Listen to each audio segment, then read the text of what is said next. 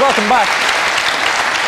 Ever since a French company which made silicone breast implants was shut down in 2010, fears have grown over the safety of their products after what appears to be an unusually high rupture rate. The French government has recommended that women in France with the implants get them removed and has even agreed to pay for the procedure. In Ireland, it's estimated that upwards of 1,500 women could have the same suspect implants. So tonight I'm joined by Gemma Garrett, who had one of her silicone implants rupture. I'm also joined, as you can see, by one of Ireland's leading cosmetic surgeons from the Auralia Park West Clinic in Dublin, Dr. Ahmed Salman, and you're both very welcome to the program.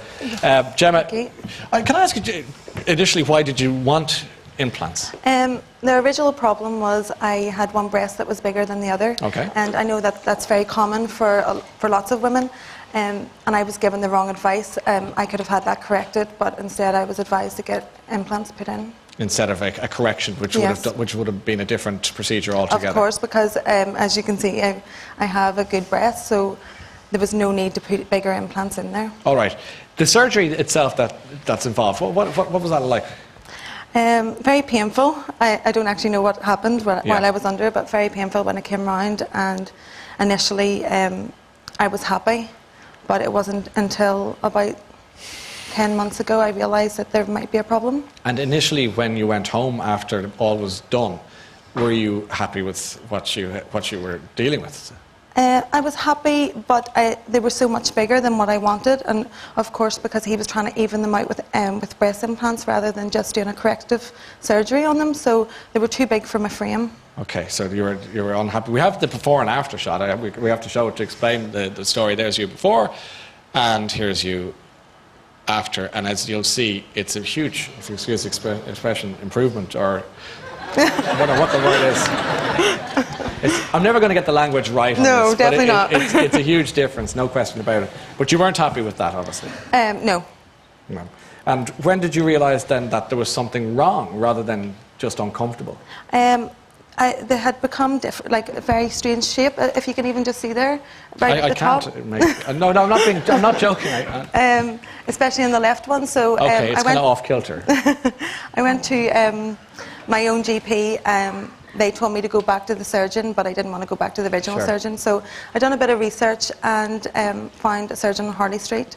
I went to see him, and he just examined me and said, I think that they've ruptured, and I'm 99% sure there might be PIPs, and that was the first time I'd heard of PIPs. And was there a physical effect on your body, on yourself? I was very tired, and I know this hasn't been proven, but I was very tired and lethargic, and when I originally went to my GP, they asked if I was depressed and stuff because of this, but I knew it was something physical. Okay, now you mentioned PIP. Can you tell us, I mentioned it myself a little while ago, could you explain to us what PIP implants are? Well, I didn't realise that there was different brands of implants. I just thought that there was either saline or silicone. I paid a lot of money for the augmentation in the first place, and I just thought I was getting the best product, but obviously it's a very, very cheap product, and it should be illegal.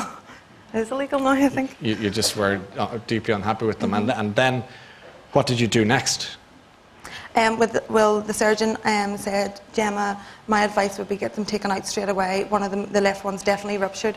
And when he opened me up, both of them were ruptured. And it was just horrific. Why was it horrific, or can you explain it to us? Well, I take full responsibility for going under the knife for what some people would say is vanity reasons, but I will not take responsibility for being sold a faulty product, and that's exactly what happened to me.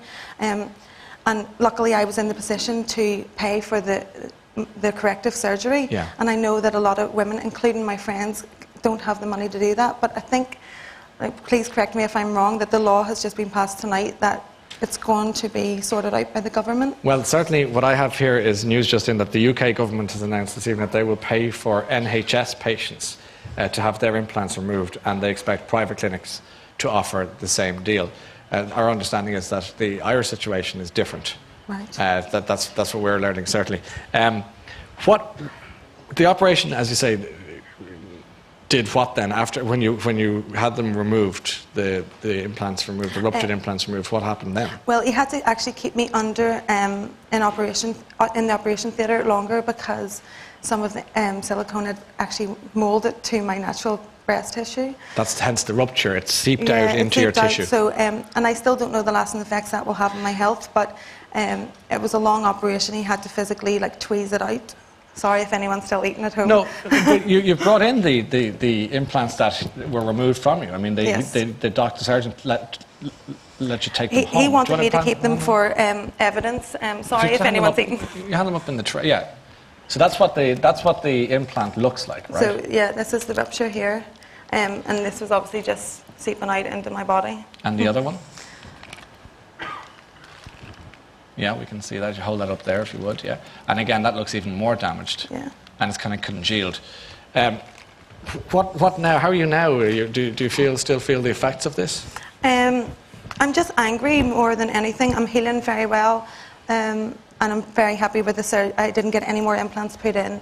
I'm very much against them, and I'm very happy with the surgery I had, but I'm just angry that this has happened, and I'm also angry that some people are taking the view that it's all for vanity, and these poor women shouldn't be helped. Yeah, because some people say, well, if you can afford such a thing, you know, in the current climate, etc., that, you know, it is just something that you did to make yourself feel better about yourself, that you mightn't have necessarily needed it. But also, I would, on that note, people who unfortunately get skin cancer from like excess sunbathing or going on sunbeds, are they refused treatment? Yeah, and that's, well, why don't we ask Dr. Ahmed Salman about the PIP implant situation in Ireland? I mean, how serious is this? Sure, just to start with, I would totally sympathise with Gemma and the unfortunate experience, the ordeal she had to go through because of that. And I feel that the outcome could have been drastically different if the quality of the service that she received was different. Unfortunately, she didn't know better. And I hope her experience today will encourage women to actually ask and inquire and research before they indulge into any procedure. And what about the link to cancer? This is the problem in France, that they've been so desperate to try and fix the problem there. Sure. Actually, the scientific evidence so far suggested that there is no link between cancer and leaking breast implants, whether they are PIP or otherwise. The concern about PIP implants is the fact that the gel used is of a lesser grade from a medical grade silicone gel, and also there is a suspicion of high likelihood of rupture. In the industry, it was always known that PIP wouldn't be the best of implants. They were a cheap implant. So if you pay peanuts, you get monkeys, sort of thing. Absolutely. I mean, if you expect to buy a car for €50, you'd expect something to fall off it. But in Gemma's case, it was not her fault. She didn't know better. When you go to a consultant surgeon, there's a little barrier there. You're a bit apprehensive. And if you pay a lot of money, you expect to get quality product. But unfortunately, in a lot of conveyor belt type of clinic, that's not always the case. So why has the French government taken such drastic measures and to pay for women to have these implants removed? Sure, the exact steps that the French minister sort of advocated is, as a precautionary measure, he would certainly pay for ladies who had PIP implants to have them removed. But he clearly stated that there's no urgency about this. And he also clearly stated there is no evidence of cancer relating to these leaking implants. So why is cancer even mentioned, even in this conversation? Cancer is something, with breast cancer, it's a concern. We take a lot of measures. Health boards spend a lot of money trying to prevent or eradicate breast cancer. It's a curable disease in today's medicine. Mm-hmm. And that's the main concern. Every single woman, and rightly so. If I had one of these implants inside me, I'll be also concerned. But scientifically, the United Kingdom, their medicine and healthcare product regulatory agency, the Australian one also did extensive research, and they found absolutely no evidence of cytotoxicity or carcinogenic. I see. And do you think that the Irish government should follow suit with the British and the French governments and offer a service to women who've had these implants and have to pay for them to be removed? Well, I think we should consider one thing. Certainly all the ladies who have breast implants, whether PIP or otherwise, and are worried about it or have symptoms, they should have it evaluated.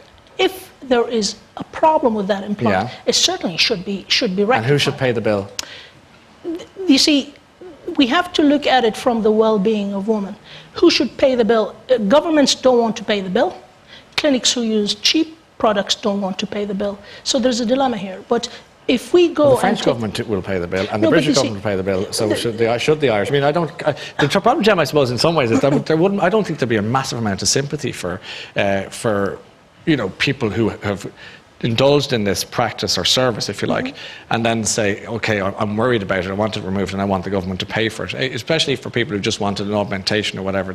I don't know if you'd have the public mood would be on your side. No, there's been a lot of backlash, even with myself. But in what way? Well, just in the press saying we have no sympathy for you. Right. But as I said before about, where do you draw the line with vanity? I was really, really uncomfortable with my breasts before, and I chose a career path that was really going to highlight it. Which was what? I went into modelling. Right. So, I really felt like it was getting me down. It was bringing me back in life, and that's something I wanted to do. And okay, I was wrongly advised, and I take full responsibility for that. Sure. I've paid my money to get it fixed or whatever. How much did you pay, all told, to have the implants placed in the first place, and then have them removed and all that? What did the final bill come to? And that's just another thing I want to touch on. I actually paid £5,000, which is over what loads of other girls pay, because I thought I was getting a fantastic product. Yeah, to get them done in the first place. To get them done in the first place. And then the removal operation, all that went with it? That was another £11,000. So it's £11,000 sterling plus 5, yes. So you're into 16, which is in euro, you're heading towards 20 grand anyway, yes, for the whole process. But I'm just concerned about people who maybe aren't in the position, especially at the minute, to pay that kind of money, and the government saying, don't worry. I think if you even have the slightest doubt that you have PIPs or any symptoms, that they should be taken out, and whether that's by the government or the clinic that originally done it, they need to come out. In my innocence, I was quite shocked at the number of women with implants. I know it's naive of me, but 1,500 to me was quite a large amount. Maybe that's probably a conservative estimate. How is the cosmetic surgery business in 2012 at the moment? Well, I just want to touch on one issue here, because it is quite important for the general public who have these implants to know. I appreciate Gemma's concern, but going under surgery has risks. So if somebody has an intact implant, do we put them under that unnecessary risk or not? Or we just remonitor them? So there's a lot of questions here. Another thing I feel about whether government should just only remove them and pay for the removal.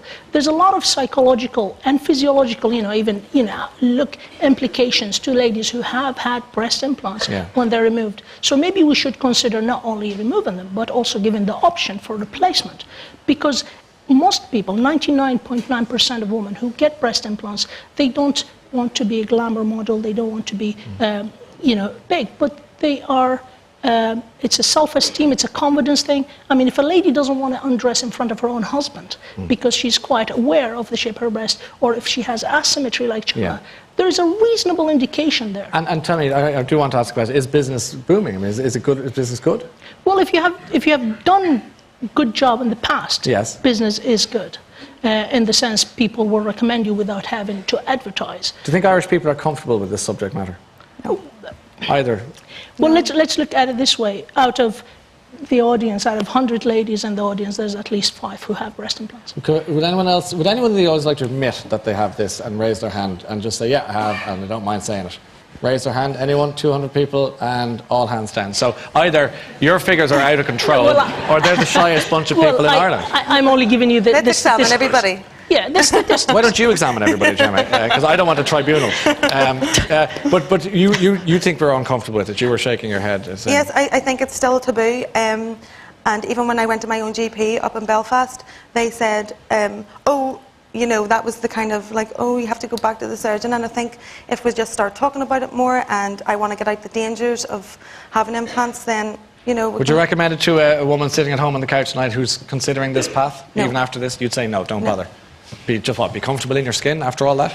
Be comfortable in your skin, but on the flip side, I don't think people should be so judgmental about stereotyping people who have breast implants. Okay, well, look after yourself and good health to you. And you're absolutely wonderful in being so brave to actually put this out, because people should question.